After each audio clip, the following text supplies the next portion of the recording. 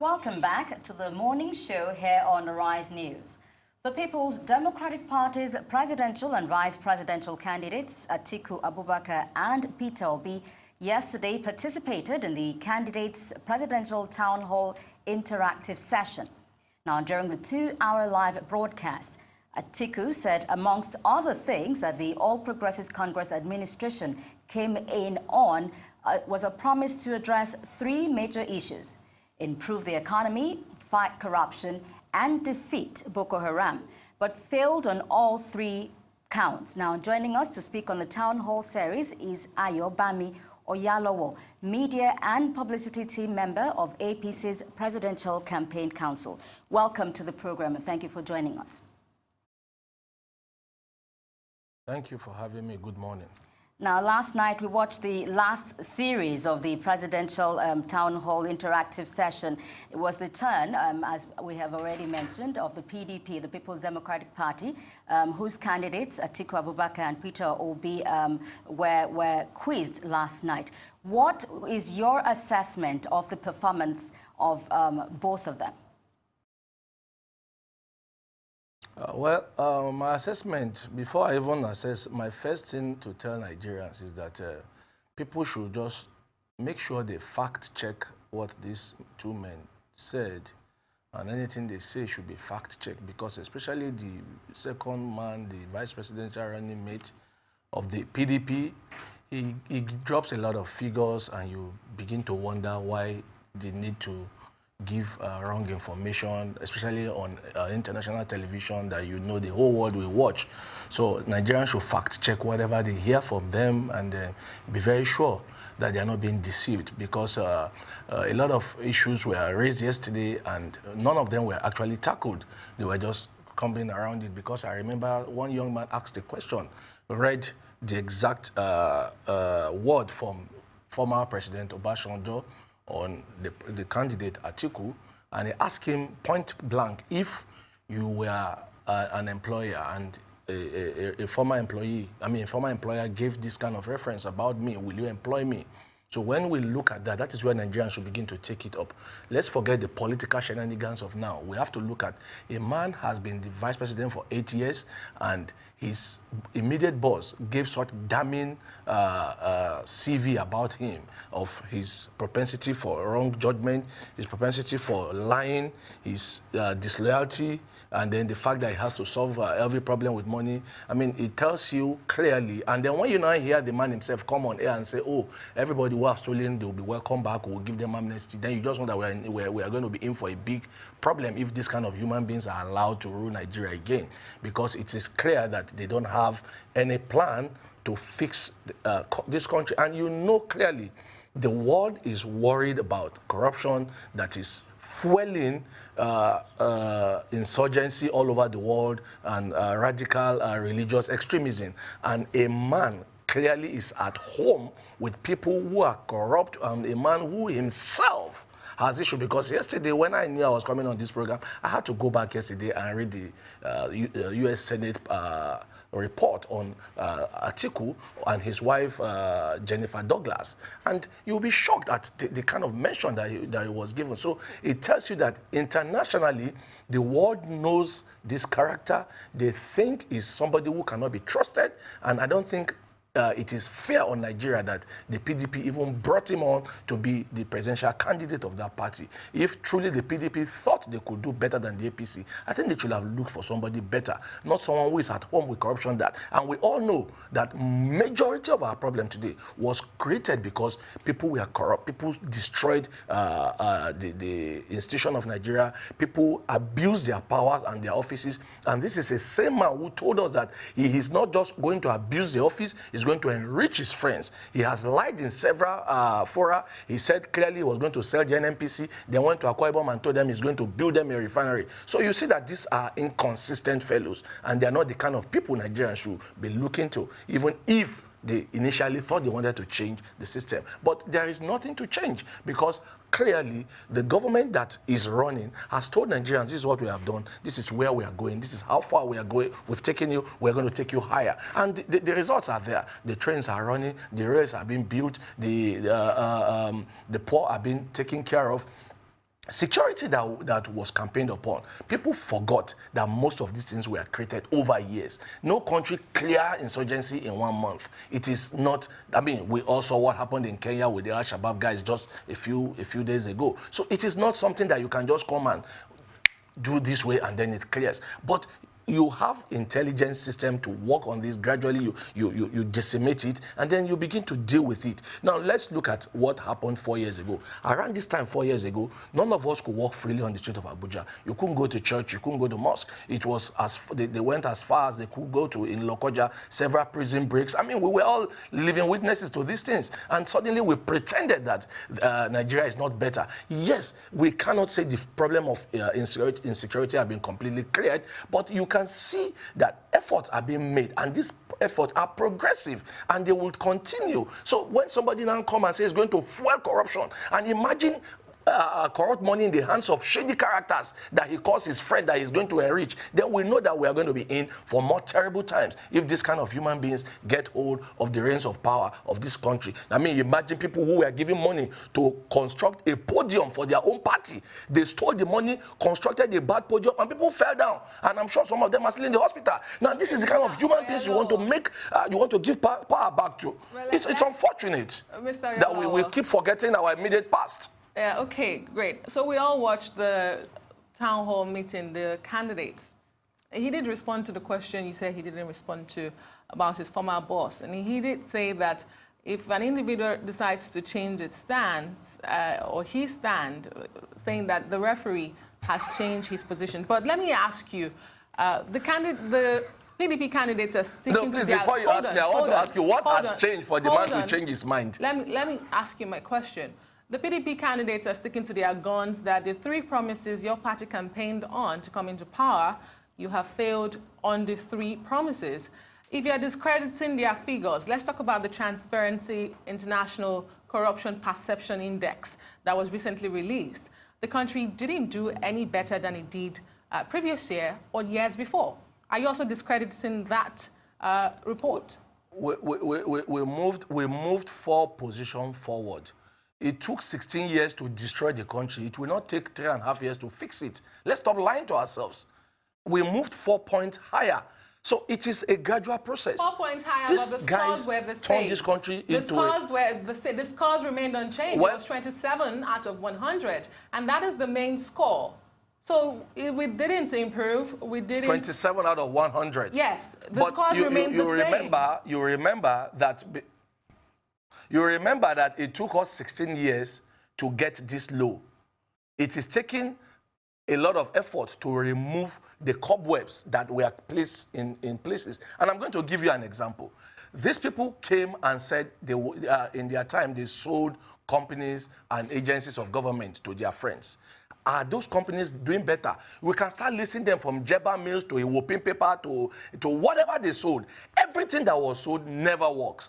So it tells you clearly that the corruption that was entrenched became institutionalized. That was why somebody come and tell us here, just on this desk a few minutes ago, that, oh, rule of law, somebody has dealt with the Chief Justice of the Federation. How can we move up in the corruption index when everybody has forgotten that the CJN has monies he cannot explain? Nobody is saying resign for failing in your duty, but we are all saying, oh, rule of law, rule of law. What rule of law when everybody want to shield corrupt individuals? So you want us to move up in the Transparency International when everyone, including the people who are supposed to, who call themselves civil society, are defending the corrupt? I mean, where in the world will the Chief Justice of the Federation have more money than he can explain his account and he will not resign? But everybody have turned into a political contest. You are calling it rule of law. You want the country to move up in corruption perception, but you are not dealing with corruption because you are all shielding the corrupt. Somebody is corrupt because it is clear that you cannot forget to declare 55 houses and over R1 billion in your account. You can't forget that anywhere in the world. But this person came with an excuse that I forgot to declare. And we all say rule of law, let him go. But somebody had just an ordinary problem with NY certificate, we all say fire them. So we keep trying to blame the administration for the things all of us are defending. We may not move up so high in international because the people who are supposed to deal with corruption themselves have issues to deal with. The number 3 man who is the Senate president, instead of the court to deal with him on the issue of corruption, the same kind of similar issue, what did they do? They used technicality to defeat the clarity of the fact that this man have unexplained asset. We have his name on the Panama paper, you have his name on the Paradise paper. When the British government released people with suspicious assets, he was number 4 on the list. But you guys use technicalities to defeat us. The same way Anibori was released in Nigeria until he was jailed in the UK. The country... You seem to be talking a lot about the past administration, but the Transparency International Corruption Perception Index, let me land here, why we are not moving is that the indices on the report are based on this administration and not the past administration. However, even the index under the past administration was 24. We have 27 under your government's administration. I just told you the reason why we are where we are. Because everybody has become used to corruption. Nobody is angry. I mean, in any normal place in the world, people will be angry that the biggest character in the justice system has issues with corruption. But you are not angry. You want to blame the president for the man forgetting that he has billions in his account and over 50-something houses. Now you want to move up in transparency when your number 3 man is is deemed to be corrupt. The chief justice, who is supposed to be the dispenser of justice, has unexplained issues. How do you want to move up? You want to blame President Buhari for that? Please, let's look for another reason to blame him for, not the one that we are all shielding, even from the judiciary. Mr. Oyalowo, there was a claim made last night that APC caused the recession in Nigeria. Would you care to address that? Well, I don't understand what they meant, because by the time APC came, let me tell you, by 2013, we started dropping in terms of growth. And recession is when your economy begins to grow backwards. In case, I don't want to use the economy word of talking about the way people will not understand it. Talk about growth backwards. We were 7, we started coming to 5. By the time this administration took over, we were growing at less than 2%. So it is clear that recession was already on our way. And if you listen to the former Minister of Finance under the past administration, she said it clearly that anybody who comes in will have issue. The former CBN governor, who is now the Emir of Kano, has said it. Recession was already in the system coming up because the economy was growing back, or it was contracting. And then you ask yourself, we've talked about joblessness. People be shouting joblessness, but have we actually considered why? Joblessness in terms of numbers or in terms of jobs being lost. Now, are jobs truly being lost, or we are growing more human beings than we are creating the jobs? What we've had over time is that our economy is growing slower than the rate of our population. So the more you have people leaving the university, every year we have 3 or 4 batches of NYC guys joining the economy. But we were all closing our eyes when all the companies closed down and ran away because of corruption. We were all here when Virgin Atlantic, that worked with Nigeria to create Virgin Nigeria, told the whole world that this country was so corrupt they will not work here again. Now you want to blame the administration for the fact that people have created the groundswell of corruption, and every businessman is afraid of coming to work here. The Jefferson issue was clearly stated. Siemens confessed to their crime and admitted to their charge, and they were fined. But today, the character who is the central character to that issue wants to be the president of Nigeria. So how will your economy grow when the entire system is built on a quicksand of corruption? It's a bubble. The bubble busted. Now we are growing the economy gradually. Agriculture that used to not have any pride of place, now farmers are giving loans at 9% as I speak to you. We never had it so well with rice growth in this country. A state called Kebbi has given us the way. Somebody said Anchor Borrower is a lie. I mean, I hear somebody say that in one of their programs there, the PDP guys. And I laugh, because if Anchor Borrower was a fake, was fake, where did lake rice came from? It came from heaven? I mean, we cannot, because of politics, begin to pretend that we don't know what is going on. Agriculture is getting a pride of place. Infrastructural development. You cannot grow an economy when you don't have infrastructure. We had decayed infrastructure. In 16 years, these guys never built one road and completed it. Not one. Even the Lagos-Ibadan to Oyo-Ogbomosho, Ilorin that was supposed to be done, they did part of it and abandoned the remaining because everything for them is about looting and stealing. They stole the remaining money, left the road there. Now this administration, through the Sukuk bond, is completing the Lagos-Ibadan, the Oyo-Ogbomosho end of that road, then the Lagos-Ibadan expressway. You can go drive on it yourself and see. You can go and drive on Benin Road and see.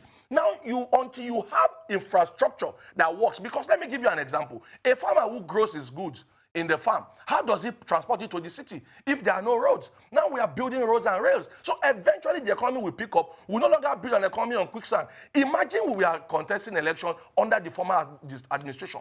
As we speak today, people will have become overnight billionaires because they will have emptied the vaults of the CBN and everyone they can find. Now it is no longer happening. So it is going to take time to rebuild a house that was destroyed for over 16 years. So people should not begin to shout and make noise as if 3.5 years was when our problem started. They have created this problem.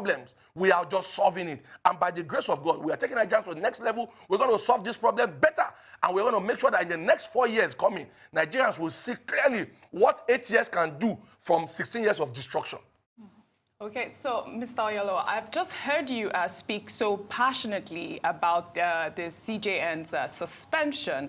Are you saying it's okay for the president to ignore the rule of law in order to fight corruption? Are you saying it's okay for the CJN to have billions in his account and forget it? When you answer me, I will answer you. Should he have so much money in his account and houses he cannot account for? Is it right? We are all pretending like the problem did not exist. Now let us first address the issue. If he didn't have this issue, we would not have the CJN suspended. Now everybody is trying to run away from the real problem. The real problem is that this man was accused to have monies he cannot explain. Suddenly, by the time more investigations were conducted, not just houses, not just money, houses were traced to him. So much money were traced to him, running into billions of dollars. Have you addressed that problem first? When we address the problem, we will now address the propriety of his removal or not. All right, yesterday, the PDP presidential candidate Atiku-Abubakar called out on the international community to put pressure on President Buhari to desist from violating the Constitution.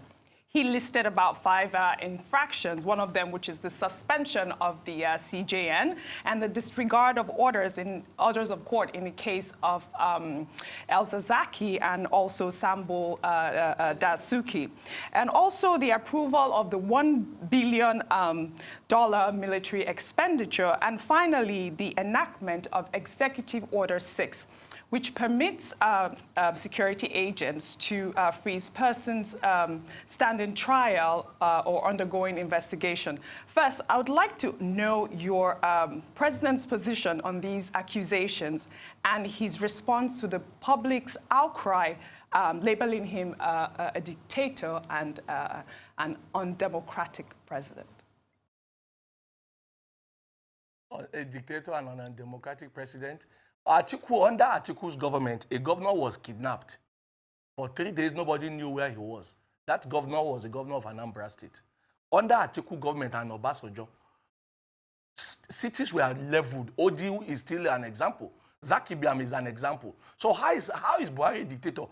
Fayose spent 4 years abusing Buhari every day. Every day. He even said he was dead. Not once did Buhari use soldiers or army to beat him. So I don't understand why when you say he's a tyrant. Who is a tyrant? Is it the one who used 5 people out of 23 members of House of Assembly in state to remove governor? Is it the one who used thugs to attack and arrest and kidnap a sitting governor? Or the one who watches when they even insult him and he said, when they cheated me in the Supreme Court 3 times, I say, God, they. What are we talking about? You see, these guys are deceiving Nigerians with plenty talk, and I'm going to explain here.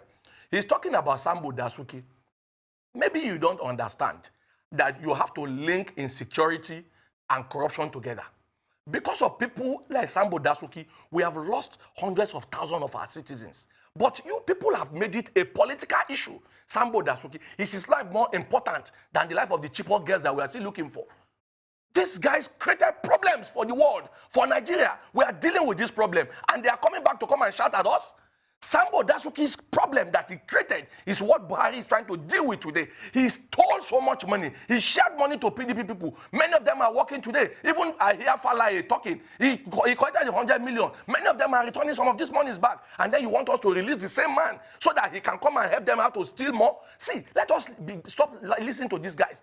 There are some times when you need to do what you need to do. When it comes to the issue of insecurity and terrorism, sometimes rule of law is suspended. It is done everywhere in the world. When somebody is a threat to the security of of the majority, then the law may be suspended just to deal with that issue. And that is the issue of Sambo Dasuki and the Zazaki issue.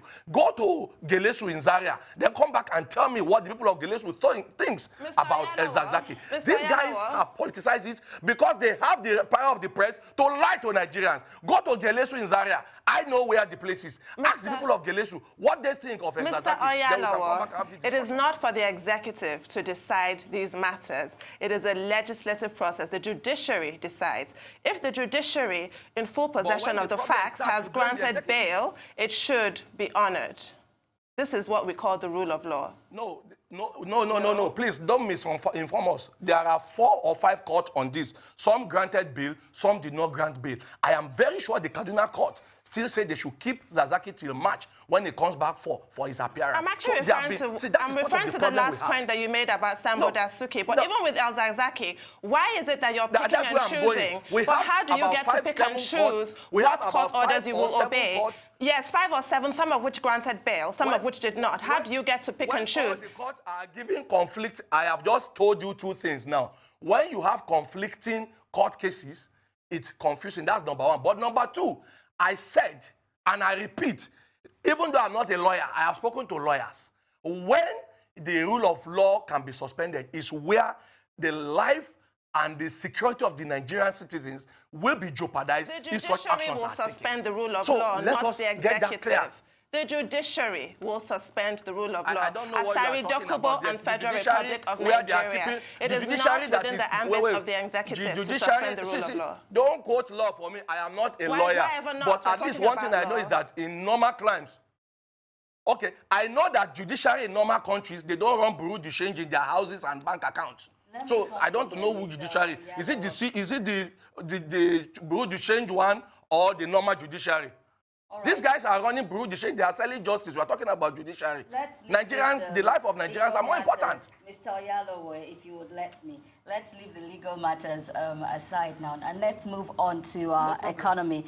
And in order to improve our economy, we need foreign investment, amongst other things. Now, the PDP presidential candidate yesterday suggested lowering corporate tax as a means of attracting investment to the country. Do you think that the APC can adopt this measure? I don't think we want to adopt anything from those people. Everything they are telling Nigerians is a lie. What we have done is, in terms of economy and investment, we have the ease of doing business. And I don't know the exact figure, but I know we have moved up on the ease of doing business index. And some of the things put in place include, but not limited to, 1, ease of registration of companies. 2, visa on arrival for genuine business people. 3, reducing, if not totally eliminating corruption. See, when you don't eliminate corruption, no matter what you build, you to be on a quicksand. I think Nigerians should go back and Google the Siemens issue that involved Congressman William Jefferson that made him to be jailed on the 2023, and Siemens and Atiku. Then you will understand that even if you have good intention in the name of, I want to bring in foreign direct investment, but you want to keep all of the money in your freezers or post those monies to your wife's account in America, it will still turn to nothingness. That is why Virgin Nigeria is not existing today, despite all the money that the PDP invested with Virgin Atlantic. So when you make corruption the driver of your economy, that economy is built on a quicksand, and quicksand will always, remember, will always blow away the moment there is any small shaking. Now, we are building an economy that is based on realism, honesty, integrity, and probity. And I'm going to tell you, you can't have an economy when you don't have infrastructure. They spent 16 years, they stole billions. In fact, under Atiku and Obasanjo, $16 billion was alleged to have been spent on darkness. As we speak, when they left, they still left only 3,000 megawatts of electricity.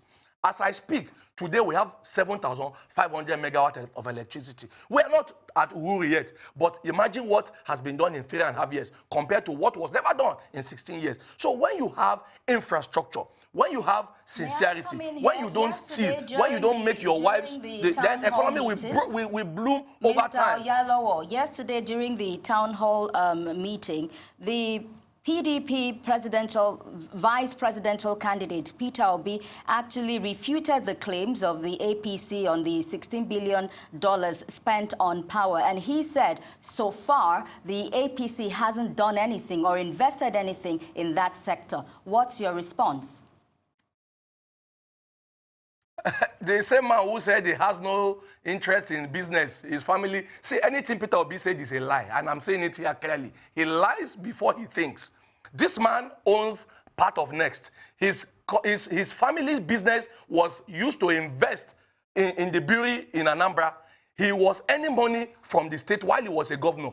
That Next is still there in Abuja today. But this man initially lied that he had not, until papers were showing him that he's a signatory. So everything Peter Obi said, I'm not here to react to it because it's a lie. He lies every opportunity he has. He has never stopped lying. This same man said he has only one wristwatch. We have shown that he has more than one. He said he has only one pair of shoes. We have shown he has more than one. He said he has only one house in Onitsha. We have shown he has a house in Lagos. He has another one in London. He lies at every given opportunity. Well, so why will I react to a liar? Oyalowo, you have made some damning corruption allegations It's already, not damning. They are facts on the ground. The man lies. Okay, let me give you an example. No, let me finish my question, Mr. Oyalowo, so that you can respond. Let me finish, then you can respond. If you have these allegations, why has the Buhari administration not taken decisive action on these allegations you have made? That's one. Two, let's talk about security. I'm not done, Mr. Oyalowo. You can answer when I'm done. I don't know. On security, the PDP candidate did say that he would not hesitate to deal decisively with erring top military officials who have failed in their duties, especially if equipment and funding has been provided. That's not something we have seen with President Muhammadu Buhari, who only took responsibility for their inactions. You said inaction. See, you can understand when the man took responsibility as the commander-in-chief of the armed forces. Compare and contrast with the person he took over power from. He said, I don't know, ask the security people, it is their fault. Taking responsibility means he knows that they failed, but not because they deliberately failed. The arms money that has been talked about, eventually we discover that that money has not even been released as we speak, apart from the one that was used to buy jets. And those jets will not be fabricated until some certain number of years. So we need to understand that. Now, a man who said he would deal with security chief if they fail, deal with them in what way? By leveling cities and villages where there is issue like they did in Odi and Zakibiam under their watch. We're not going to do that. We're not going to kill people because we are angry. They annoyed us. We didn't kill Fayose because he abused Buhari for 4 years. Fayose will have his day in court like a normal person. That is what normal human beings do. They don't lock them up because they hate them. They allow them to have their time. If it was under Obasanjo and Atiku, Fayose would have been impeached with 3 members of the assembly and he would have been locked up. That was what they did to him before. But we didn't do that to him. So as for security, there are issues. And then you asked me an initial question about the allegations and why nothing has been done on those corruption allegations you are making. Okay, yeah, I told you that I am not in government. I am mainly a member of the APC, and I'm in the media team. Maybe when you come across the people in government, you can ask them. Because when people lie over issue, it doesn't mean you lock them up because they are candidate in an election. If you do anything, you remember even Oshun, when the candidate was alleged and he was even charged to court and he was supposed to be arrested for impersonation in an exam, President Buhari said nobody should touch him because if he was touched, they would say we are harassing a candidate. Maybe when we are done with the election, maybe Peter Obi will come and have his day in court to tell Nigerians about all some of the things he has done and he's been lying about. I can tell you clearly some of the lies he lied. He told Nigerians that He didn't do this, he didn't do that. You remember when he was in Anambra as governor, he had to fire members of the civil service who were not from his state. He gave ID card to northerners because they were northerners. And they are Nigerians. They must go with ID card. In fact, they chased many of them away. Now, that is the man who wants to be president or vice president. And then you are telling me that I should react to whatever he says. I say everything he says is a lie. He said he was the first person to give 40,000 computers. But when it was fact-checked, he gave only 25, and he was not even first. Ekiti has given 38,000 computers. So everything Peter Obi says on air is a lie. He always lies, and I think he's a compulsive liar. He only needs help. He shouldn't be jailed. Maybe he should be rehabilitated and something done to help him to stop lying when he's on TV. Well, still on corruption, I know the PDP candidate did say that election rigging is a form of corruption. I wonder if that's also a position you share, if election rigging is corruption. Of course, election rigging is corruption. Election rigging is corruption. We agree to that. That is why they have always written results in the past until the card reader was introduced. You remember suddenly where did the millions of votes from the Southeast that they used to get disappear to when card readers were used? We believe, and we clearly believe that election should count because that is the will of the people. The APC will, and I repeat, I will never be a part of an election rigging machine. The PDP has always rigged the election. You remember 2007? When election was conducted, even the candidate who was the beneficiary said that this election was completely flawed. We all remember this. They are the riggers. We don't rig. They just claim rigging because they know they were going to lose, and they are still going to lose.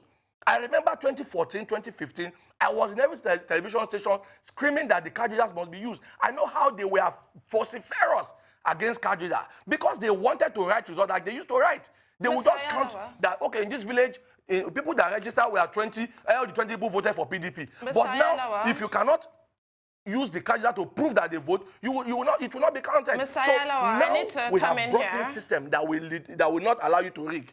Mr. Ayalowo, we've witnessed mass decamping, defections from party to party, not just the APC and the PDP, various parties.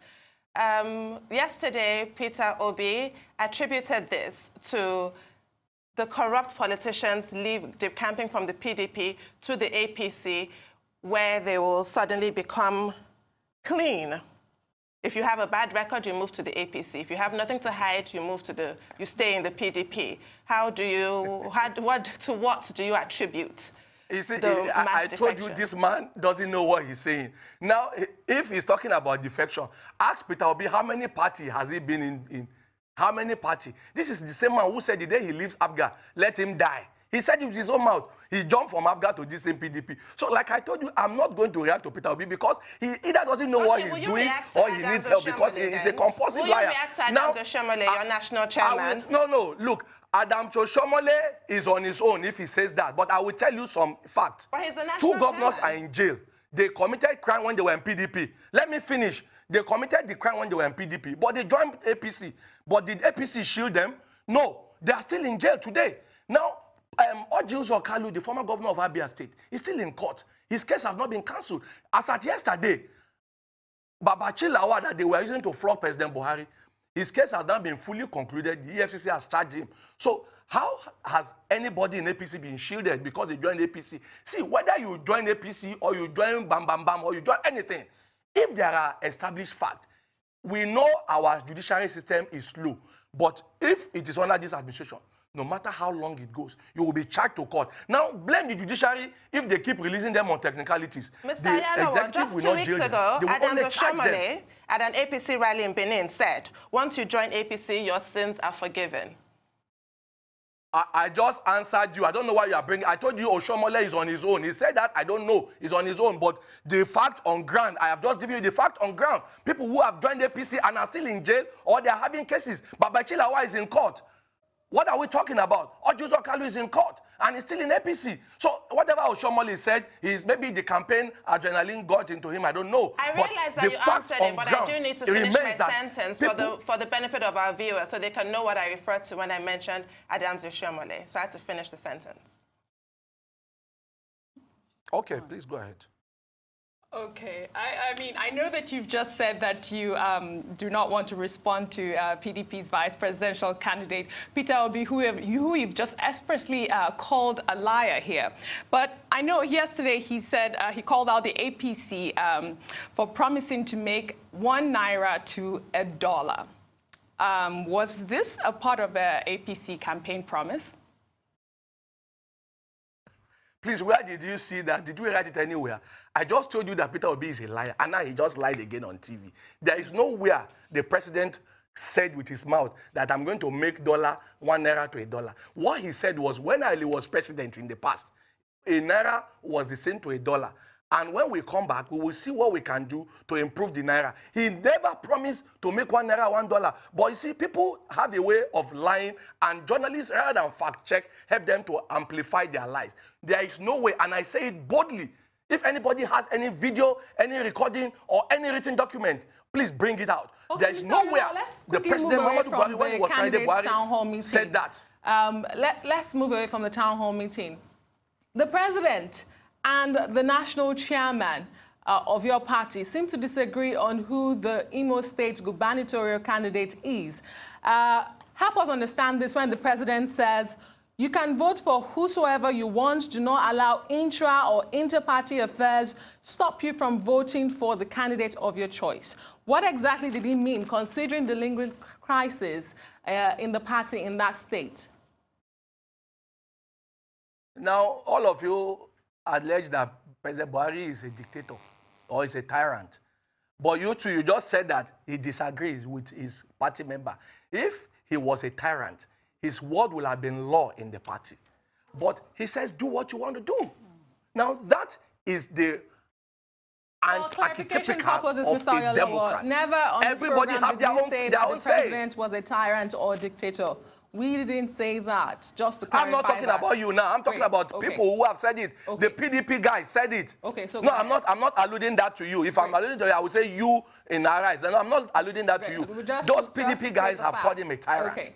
But no, I understand. It's better to clear the air. Yes. But clearly, you can see the president having a different position from other people in his party. But he's not using the sledgehammer to force them to tow his own path. That is democracy in action. But that is a man who called himself a reform Democrat. And we can see it. Don't you just have one candidate? It's democracy. People can vote whatever they see. I cannot. Sorry, let me finish. I am a husband.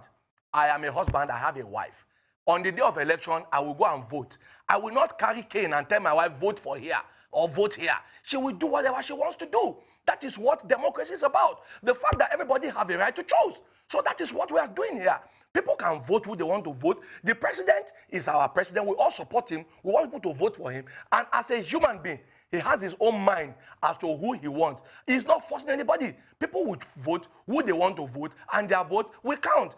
That is the beauty of democracy. All right, it's not just Imo State. There's also Cross River State, where two men are parading themselves as the governorship candidate of the APC. We have Senator John Eno and Pastor Usani, but we do not have time now to go into any more of this. We'll have to thank you at this time. Ayobami Oyalowo, APC's member, APC's Presidential Campaign Council, Media and Publicity. Thank you for joining us on The Morning Show.